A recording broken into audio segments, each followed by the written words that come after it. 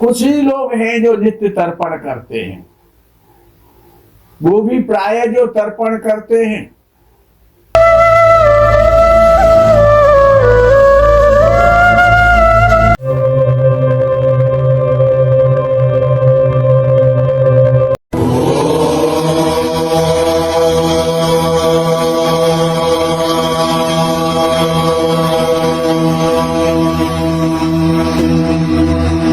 परमात्मा श्री राधा कृष्ण के चरणारविंदों में शतकोटि नमन बंदन। मित्रों को, जिज्ञासुओं को, धर्म प्रेमियों को, ज्योतिष विज्ञान प्रेमियों को हर हर महादेव, बम बम भोले, नमः शिवाय। मित्रों, ज्योतिष शास्त्र के अनुसार जन्म कुंडली में एक बड़ा दुरूह कष्ट देने वाला योग होता है। योग नहीं, उसको दोष कहा जाए।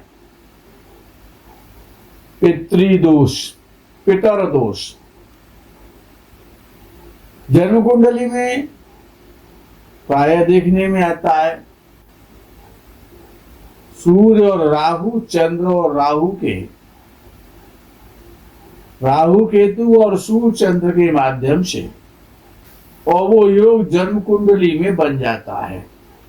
कुछ लोग उसको ग्रहण योग भी कहने लग जाते हैं, जबकि वस्तुतः वो योग दोष जो है वो पितृदोष है, कि सूर्य पिता है और चंद्र माता है, इसीलिए वो पितृदोष में आता है। दूसरा, घर में भी पितृदोष होता है।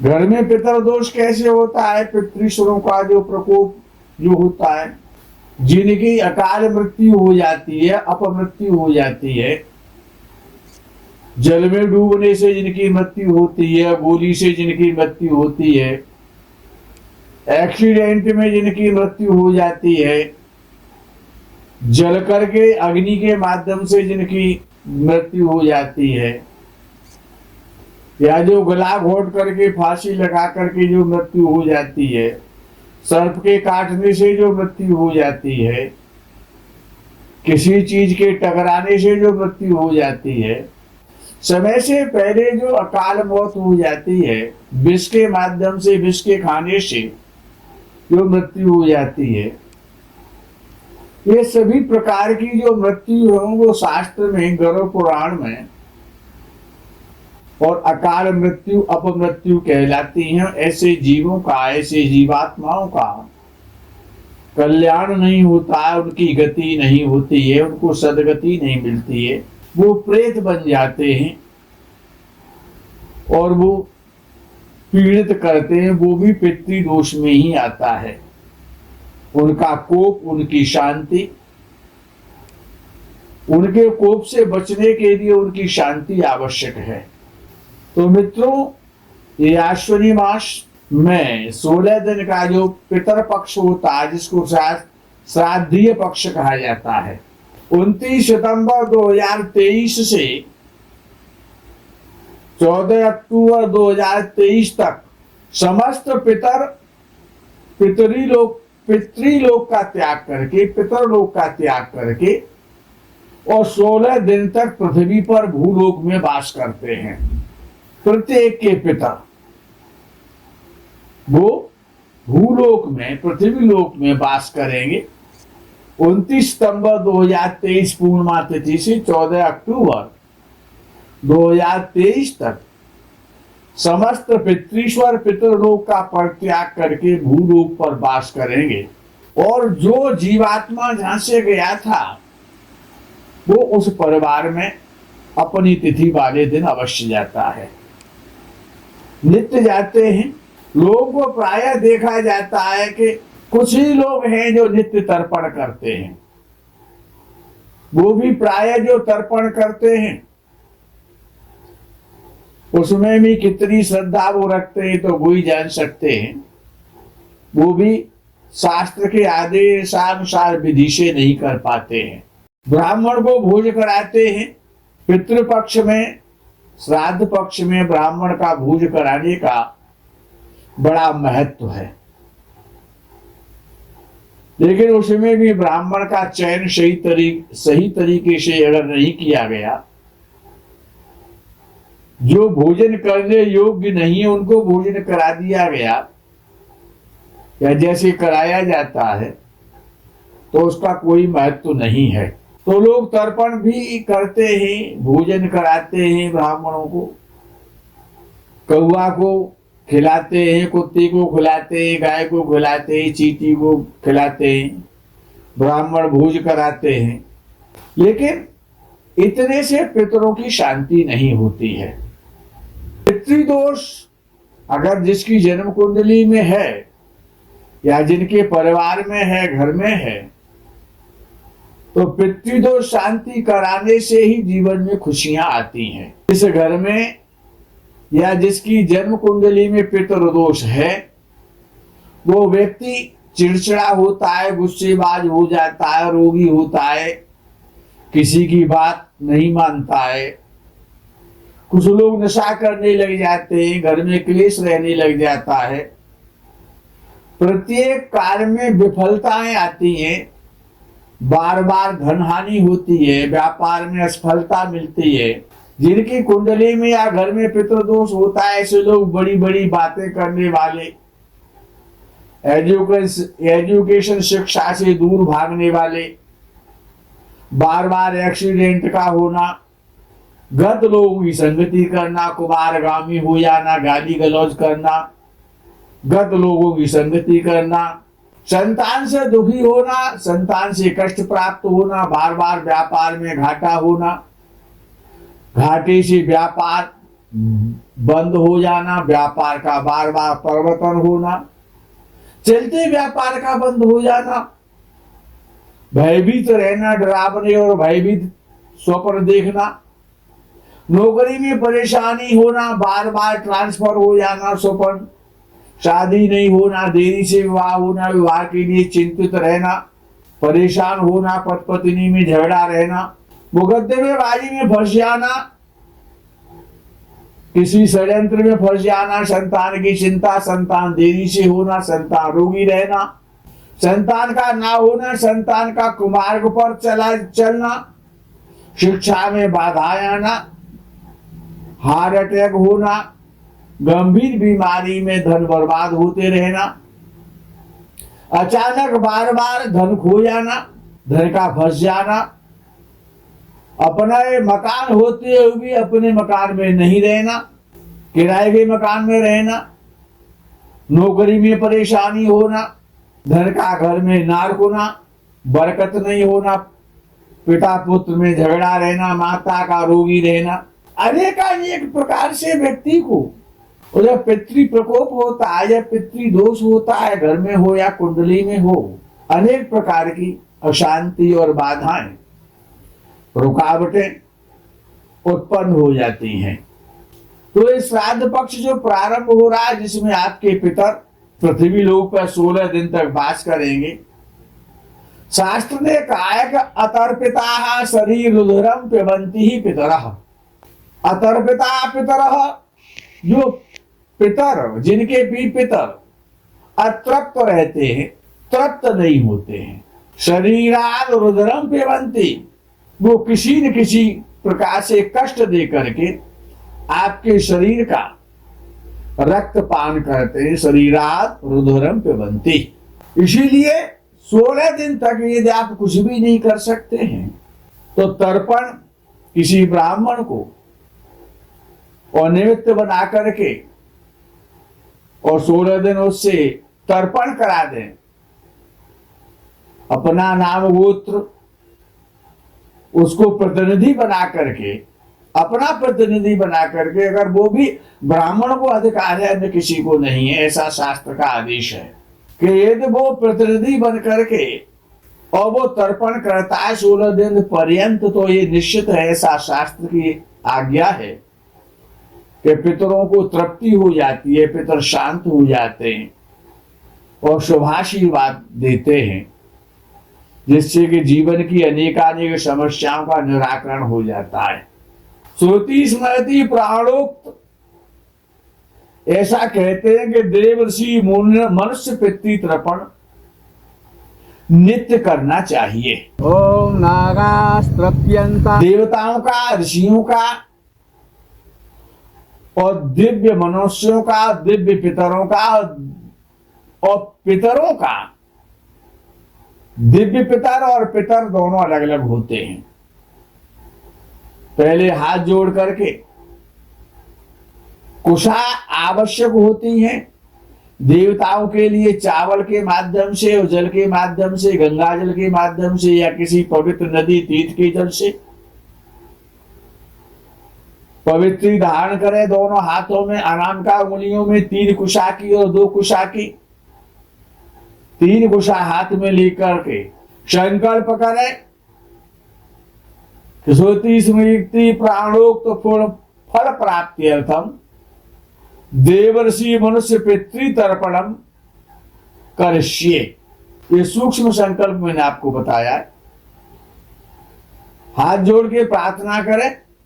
ब्रह्मादय सुराः सर्वे ऋषयः शनकादय आगच्छन्तु महाभागा ब्रह्मांडोदर वर्तनः। पहले देवताओं का तर्पण करें और जब देव तर्पण करते हैं तो चावलों के माध्यम से किया जाता है। पूर्व दिशा की ओर मुख कर ले, जनेऊ को शब्द रखे, दाहिना घुटना जमीन पर लगा करके बैठे, अर्घ पात्र में चावल छोड़ दे। अर्घ पात्र यानी जिससे आपको तर्पण करना है, जिसमें आपने जल भरा है, चावल डाले, वो पात्र मिट्टी का और लोहे का नहीं होना चाहिए, शास्त्र निषेध करता है। पहले देव तीर्थ से देवताओं का तर्पण करें, फिर ऋषियों का करें, फिर दिव्य मनुष्यों का तर्पण करें। जब दिव्य मनुष्यों का तर्पण करें तो प्रजापति तीर्थ से करें, जनेऊ को कंठी कर ले, उत्तर दिशा की तरफ मुख करके और गमछे को भी माला की तरह गले में डाल ले। कोई भी घुटना जमीन पर ना लगाए, सीधे बैठ जाए और पात्र में जौ छोड़ करके, जौ से ऋषियों का तर्पण होता है और दिव्य मनुष्यों का तर्पण होता है। 2-2 अंजलियां उनको प्रदान करें। उसके बाद में दिव्य पितरों का तर्पण करें। दिव्य तक जो दिव्य पितर हैं आपके, उसमें कव्यवाडन, सोम, यम, अर्यमा, अग्निस्वाता और सोमपा और बरहिषद, ये आपके दिव्य पितर हैं। इनका 3-3 अंजलि देकर के दक्षिण दिशा की तरफ मुख कर ले। ओम कव्यवाडनस्त्रप्यताम इदम सतिलम गंगाजलम तस्मै सुधा नमः, तस्मै सुधा नमः, तस्मै सुधा नमः। इस प्रकार से दिव्य पितरों का करें।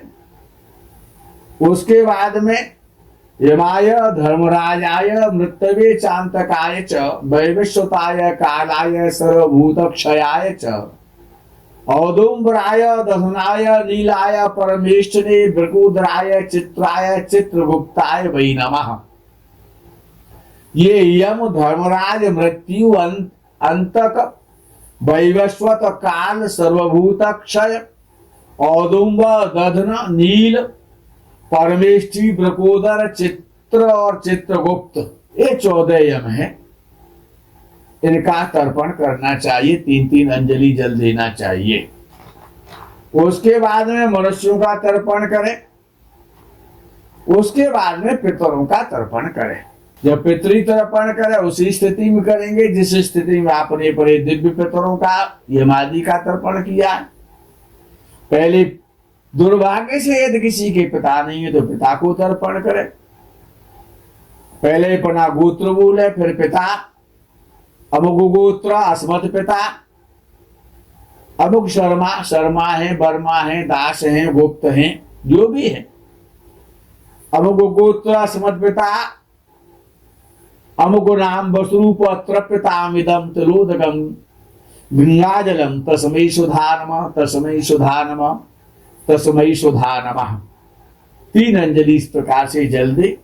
दक्षिण दिशा की तरफ मुख करके तिलों के और कुशों के द्वारा उसके बाद पितामह के लिए और पर पितामह के लिए, यदि माता नहीं है तो माता के लिए। वहां पर तस्मै सुधानमः बोला जाता है पुरुषों के लिए और स्त्रियों के लिए तस्यै सुधानमः बोलेंगे। असुमन माता अमुकी देवी अमुक गोत्रा वसुरूपा त्रिपिताम तुलोदकम तस्यै सुधानमः तस्यै सुधानमः तस्यै सुधानमः। माता को अपने पितामही को यानी दादी के लिए और पर पितामही पर दादी के लिए। इस प्रकार से 3-3 अंजलि जल दे। उसके बाद नृणाल पक्ष के लिए नाना परनाना वृद्ध परनाना नाना ना परनानी वृद्ध परनानी, उनके लिए भी जल देना चाहिए। चाचा ताऊ भाई बहन यहाँ तक के मित्र वगैरह बुआ फूफा मौसा मौसी अगर जिसके भी गुजर गए हैं उनको भी 3-3 अंजलि जल देना चाहिए। उसके बाद में सबसे अंत में भीष्म पितामह को और 3 अंजलि जल प्रदान करना चाहिए। भगवान भास्कर सूर्य नारायण को अर्घ्य देना चाहिए। दशों दिशाओं को प्रणाम करना चाहिए। उसके पश्चात एक एक अंजलि देवताओं, दशों दिशाओं के देवताओं को एक एक अंजलि दल देना चाहिए। उसके बाद में भगवान भास्कर को अर्घ्य दे और भगवान भास्कर के 12 नामों का उच्चारण करे, उनको प्रणाम करे। भगवान सूर्य नारायण को 12 नामों से मित्राय नमः, रवै नमः, सूर्याय नमः, भानवे नमः, खगाय नमः, पूषणे नमः, हिरण्यगर्भाय नमः, मरीचय नमः, आदित्याय नमः, सवित्रे नमः, अर्काय नमः, भास्कराय नमः। इस प्रकार से भगवान सूर्य नारायण को प्रणाम करे। उसके बाद जो सूर्य की जो सारथी हैं अरुण भगवान, बेनता के जो पुत्र हैं उनको भी प्रणाम करे। उसके बाद में भगवान भास्कर को प्रणाम करे। आदित्य स नमस्कारम ये कुर्वन्ति दिने दिने। पुराण ऐसा कहते हैं कि आदित्यस्य नमस्कारम, जो भगवान सूर्य नारायण को प्रतिदिन नमस्कार प्रणाम करता है, जन्मांतर सहस्रेषु दारिद्र्यम नोपजायते, हजारों जन्म की दरिद्रता नष्ट हो जाती है, ऐसा शास्त्र का आदेश है। उसके बाद में भगवान सूर्य को जो जल दिया है उसका आचमन करे, नेत्रों से लगाए, मंत्र बोले काल मृत्यु हरण सर्वव्याधि विनाशनम सूर्य पादोदकम तीदम जठरे धारयाम्यहम। इस प्रकार से तर्पण करने का विधान है। किसी भी ब्राह्मण को कहीं पर भी आप अपना संकल्प देकर के यदि आप नहीं कर सकते, आपको विधि नहीं पता है और अपने कष्टों से मुक्ति चाहते हैं, तो सबसे अच्छा उपाय है पितृ गायत्री का जप कराएं। इसमें ब्रह्म गायत्री का जप नहीं होता है। पितरों की शांति के लिए पितृ गायत्री ऋषियों ने शास्त्र में उल्लेख किया है पितृ गायत्री का, तो पितृ गायत्री का 1.25 लक्ष जप कराएं। तो निश्चित रूप से ये जो वर्ष में जो पर्व है पितरों का, ये जो पर्व है उत्सव है हमारे पितृश्वरों का, क्या 16 दिन हमारे जो पितृश्वर हैं वो इस उत्सव को देखने के लिए, इस उत्सव को ग्रहण करने के लिए और पृथ्वी लोक पर 16 दिन तक वास करेंगे, तो उनकी शांति के लिए, उनको तृप्त करने के लिए, उनका आशीर्वाद प्राप्त करने के लिए पितृगायत्री का 1.25 लक्ष जप कराएं। कहीं पर भी कराएं, करा सकते हैं। पितृदोष से मुक्ति पाने के लिए तर्पण कराएं, 16 दिन कराएं, पितरों की शांति कराएं। नियम तो यह है कि जो जिनकी अकाल मृत्यु हो जाती है उनके लिए नारायण बलि या वृषोत्सर्ग, जो नंदी छोड़ा जाता है विधि विधान के साथ में, या नंदी की 16 दिन तक सेवा कराएं, अच्छी सेवा कराएं, नील वृषभ की सेवा कराएं, गौ की सेवा कराएं, अच्छी सेवा कराएं, श्रद्धा के साथ में कराएं। श्रद्धा के साथ में काम करना है। बिना श्रद्धा के किया हुआ दान श्राद्ध में ग्रहण नहीं होता। श्रद्धा से उसका नाम श्राद्ध है। जिनको भी पितृदोष की शांति करानी है, पितृगायत्री का जप कराना है, गायों की सेवा करानी है, नंदीश्वर की सेवा करानी है, तर्पण कराना है, हमारे यहाँ बड़े सुयोग वेद पाठी कर्मकांडी और अनुभवी विद्वानों के द्वारा 16 दिन तक अनेक यजमानों का कार्यक्रम चलता है। यदि आप अपने पितृदोष से मुक्ति चाहते हैं, पितरों की शांति चाहते हैं, तो ये सबसे अच्छा समय है। 16 दिन पर्यंत आपके पितृश्वर निश्चित रूप से शास्त्र का जैसा वर्णन है, शास्त्र में जैसा ऋषियों ने कहा है, वो अपने में अक्षर से सत्य है। अपने पितरों की शांति कराएं, संपर्क करें, निश्चित रूप से आपको उसका लाभ मिलेगा। बिना पितरों की शांति कराए और जीवन में खुशियां तो क्या, सुख भी नहीं मिल पाता है। कितना ही धन कमा लो, कितना ही परिश्रम कर लो, कुछ नहीं होता है जब तक पितरों का आशीर्वाद नहीं मिलता है। पितरों की शांति कराएं।